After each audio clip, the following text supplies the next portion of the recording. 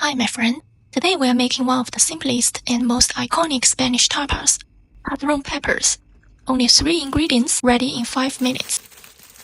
If you can't find Padron Peppers, Shishito peppers works well too. Most of them are mild, but once in a while you get a spicy surprise. Make sure the peppers are completely dry, otherwise the oil will splatter. Slice the garlic. It's optional, but it adds great flavor.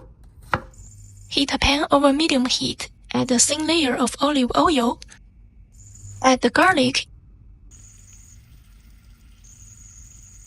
and cook just until fragrant, not brown. Then add peppers.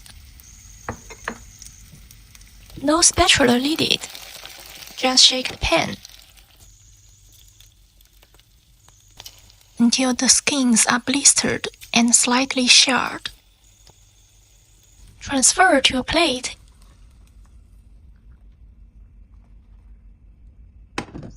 And finish with flaky sea salt.